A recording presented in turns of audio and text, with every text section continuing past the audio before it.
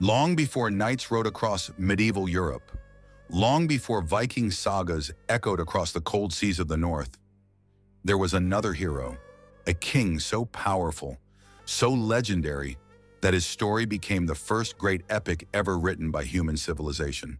His name was Gilgamesh. According to ancient stories, Gilgamesh was no ordinary ruler. He was said to be two-thirds god and one-third human, a giant among men, blessed with strength beyond imagination. He ruled the magnificent city of Uruk, a city whose massive walls were said to be the greatest ever built by human hands. But Gilgamesh was not always a noble hero. In the earliest tales, he is described as a tyrant, a king who pushed his people too far. The citizens of Uruk prayed to the gods for relief, and according to legend, the gods answered their prayers. They created a rival for Gilgamesh, a wild man of the wilderness named Enkidu. Enkidu lived among animals. He ran with gazelles. He drank from rivers like the beasts of the field. When the two finally met, they fought in a battle so fierce that it shook the city itself. But something unexpected happened. Instead of becoming enemies, they became friends. Together, the two heroes embarked on incredible adventures. They defeated terrifying monsters. They traveled to distant lands. They even challenged the terrifying forest guardian, Humbaba. But their greatest challenge was yet to come. After Enkidu died, struck down by the gods, Gilgamesh faced something he had never known before. Fear, the fear of death. Terrified by his own mortality, the mighty king began a desperate journey to find the secret of eternal life. His search eventually led him to a mysterious figure known as Utnapishtim, a man who, according to legend, had survived a catastrophic flood and been granted immortality by the gods. But was any of this real? Was Gilgamesh truly a demigod who fought monsters and searched for eternal life? Or was the legend hiding something far more fascinating? The story of a real king who lived nearly 5,000 years ago. To understand Gilgamesh, we must travel back to one of the earliest civilizations in human history, a land between two rivers, the rivers Tigris and Euphrates. This region, known as Mesopotamia, gave birth to some of humanity's earliest cities, writing systems, and laws. Among these early urban centers stood the powerful city of Uruk. Around 3000 BCE, Uruk was one of the largest cities on Earth. Its towering walls stretched for miles. Its temples rose above the desert landscape, and its rulers held immense power. But this was also a time of intense competition. City-states constantly fought for land, water, and influence. Strong leaders were essential. Warriors became kings, and kings became legends. According to ancient Sumerian records, one of these rulers was named Gilgamesh. He appears in the Sumerian king list, an ancient document recording the rulers of early Mesopotamia.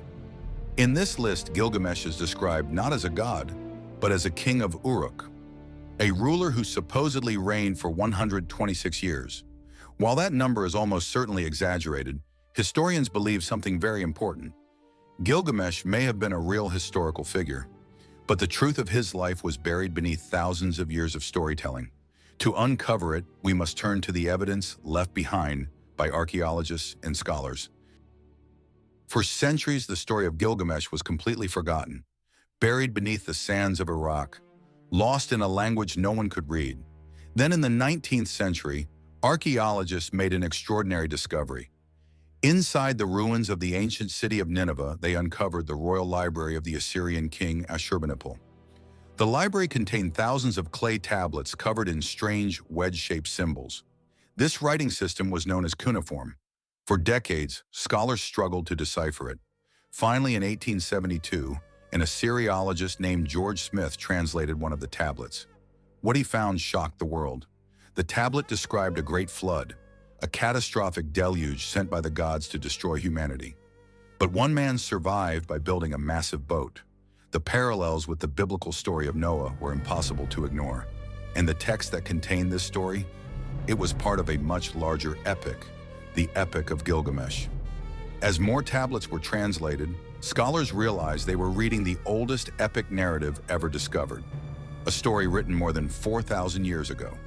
But while the epic was filled with gods, monsters, and supernatural journeys, Historians began to suspect that the core of the story might be based on a real person, a powerful ruler whose achievements had grown into legend. So who was the real Gilgamesh? If he truly existed, he likely lived sometime around 2700 BCE. He would have ruled the city of Uruk during the early dynastic period of Sumerian history. Unlike the divine giant described in the epic, the historical Gilgamesh was probably a human king, but he may still have been extraordinary. Some archaeologists believe he could have been responsible for major building projects in Uruk. The city's enormous defensive walls, mentioned repeatedly in the epic, may have been his greatest achievement. These walls were so impressive that later generations may have remembered them for centuries. Over time, stories about Gilgamesh's strength and accomplishments likely grew. A powerful king became a heroic warrior. A warrior became a demigod, and a demigod became the subject of the first epic ever written. Even the famous friendship with Enkidu may reflect real traditions about alliances between powerful leaders. But the most important part of the story was not the battles or the monsters. It was Gilgamesh's realization that no human can escape death. This theme, the search for meaning in immortal life, may explain why the story endured for thousands of years. Whether he was a mighty warrior or simply a powerful king, Gilgamesh left an extraordinary legacy. His story became the foundation of heroic storytelling. Long before the legends of Hercules or Achilles, humanity was already telling the story of a hero searching for immortality. But the epic ends with an unexpected lesson. Gilgamesh never finds eternal life. Instead, he returns to his city. He looks upon the massive walls of Uruk, and he realizes something profound. Immortality does not come from living forever. It comes from what we leave behind.